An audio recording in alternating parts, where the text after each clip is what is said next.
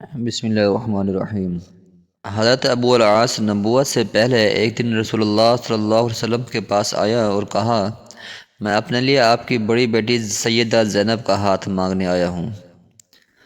رسول اللہ صلی اللہ علیہ وسلم نے فرمایا، میں ان کی اجازت کے بغیر کچھ نہیں کر سکتا۔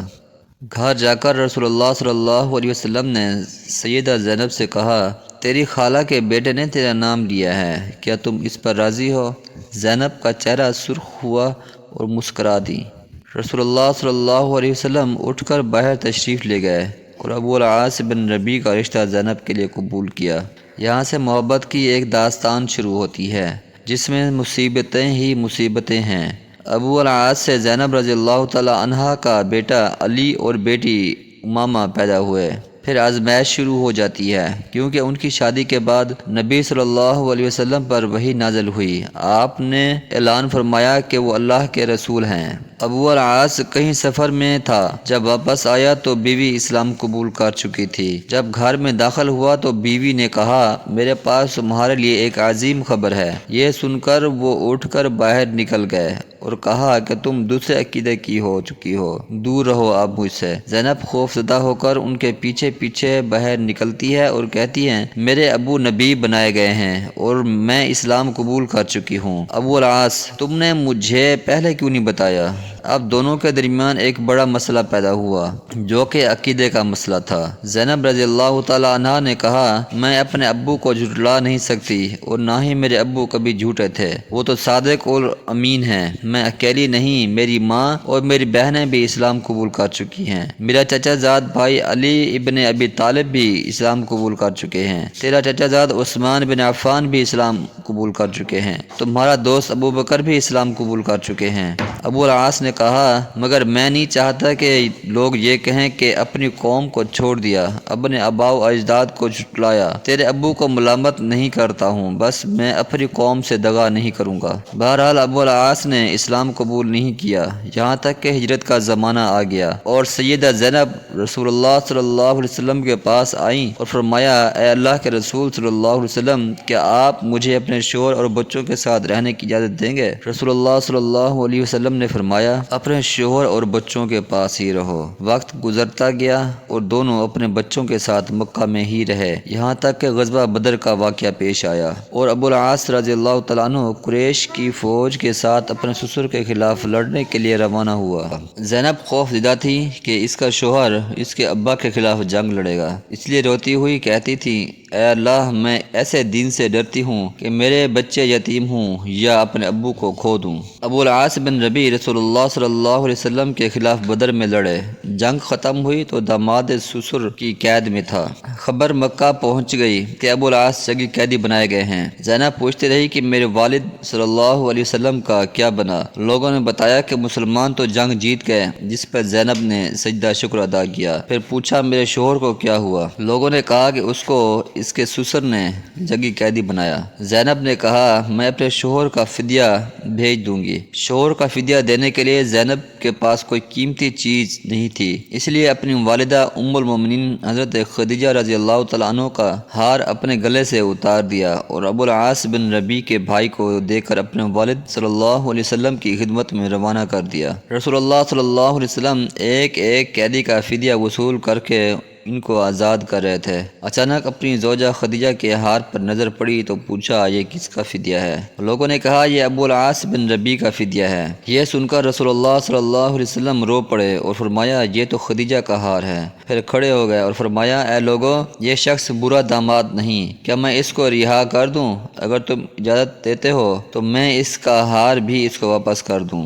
لوگوں نے کہا، کیوں نہیں اے اللہ کے رسول صلی اللہ علیہ وسلم، آپ پر ہماری نسلیں قربان، آپ جو حکم دیں گے وہی ہوگا۔ رسول اللہ صلی اللہ علیہ وسلم نے ہار ابو العاص کو تھما دیا اور فرمایا، زینب سے کہو کہ خدیجہ کے ہار کا خیال رکھے۔ پھر فرمایا، اے ابو العاص، کیا میں تم سے تنہائی میں کوئی بات کر سکتا ہوں؟ ان کو ایک طرف لے جا کر فرمایا، اے ابو العاص، اللہ نے مجھے کافر شوہر اور مسلمان بیوی کے درمیان جدائی کرنے کا حکم دے دیا ہے، اس لیے میری بیٹی کو میرے حوالے کر دو۔ ابو العاص نے کہا جی ہاں، میں واپس جاتے ہی بھجوا دوں گا اسے۔ دوسری طرف زینب شوہر کے استقبال کے لیے گھر سے نکل کر مکہ کے داخلی راستے پر ان کی راہ دیکھ رہی تھی۔ جب ابو العاص کی نظر اپنی بیوی پر پڑی، فوراً کہا میں جا رہا ہوں۔ زینب نے کہا کہاں؟ ابو العاص نے کہا میں نہیں، تم اپنے باپ کے پاس جانے والی ہو۔ سیدہ زینب نے پوچھا کیوں؟ ابو العاص نے کہا میری اور تمہاری جدائی کے لیے جاؤ، اپنے باپ صلی اللہ علیہ وسلم کے پاس جاؤ، کیونکہ انہوں نے فیصلہ بتایا ہے کہ کافر شوہر کے پاس مسلمان بیوی نہیں رہ سکتی۔ سیدہ زینب رضی اللہ تعالیٰ عنہ نے کہا کیا تم میرے ساتھ جاؤ گے اور اسلام قبول کرو گے؟ ابو العاص نے کہا نہیں۔ زینب اپنے بیٹے اور بیٹی کو لے کر مدینہ منورہ چلی گئی، جہاں کچھ سال کے دوران کئی رشتے آئے، مگر زینب رضی اللہ تعالی عنہا نے قبول نہ کیے اور اسی امید سے انتظار کرنے لگیں کہ شاید شوہر اسلام قبول کر کے آئے گا۔ 6 سال بعد ابو العاص ایک قافلے کے ساتھ مکہ سے شام کے سفر پر روانہ ہوا۔ سفر کے دوران راستے میں صحابہ کی ایک جماعت نے ان کو گرفتار کیا اور ساتھ مدینے لے گئے۔ مدینہ جاتے ہوئے زینب اور ان کے گھر کے بارے میں پوچھا۔ فجر کی اذان کے وقت زینب کے دروازے پر پہنچا۔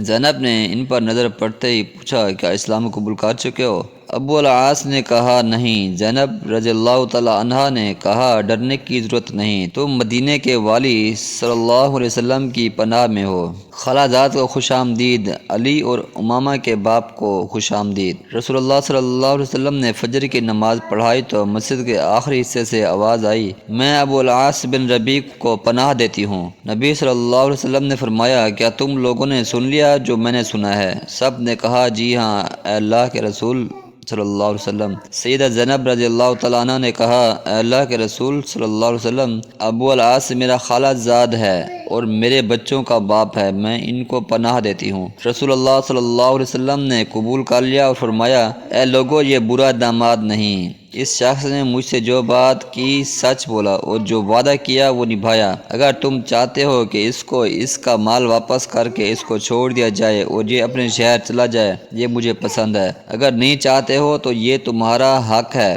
اور تمہاری مرضی ہے کہ میں تمہیں ملامت نہیں کروں گا۔ لوگوں نے کہا ہم اس کا مال واپس کر کے اس کو جانے دینا چاہتے ہیں۔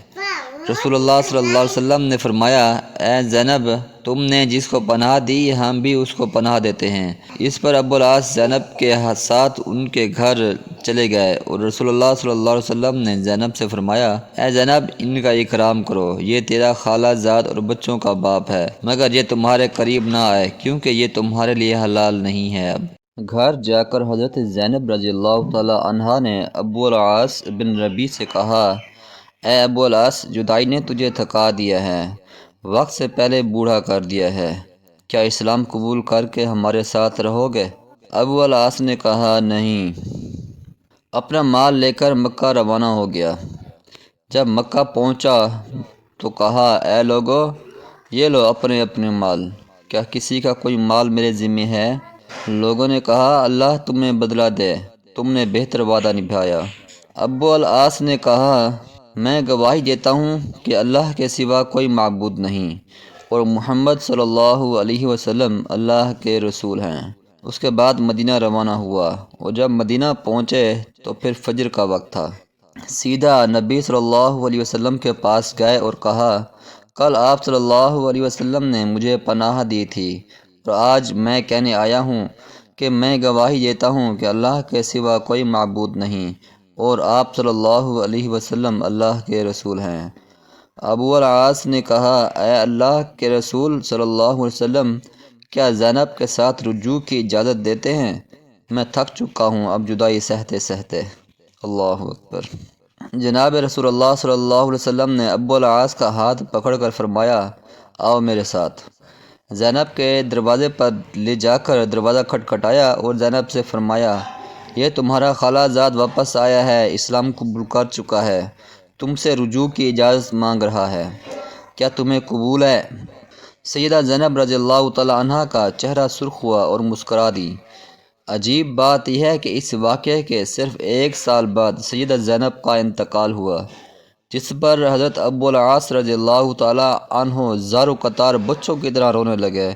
حتیٰ کہ بعد میں بھی لوگوں کے سامنے رو پڑے، اور رسول اللہ صلی اللہ علیہ وسلم ان کے سر پر ہاتھ پھیر کر تسلی دیتے تھے۔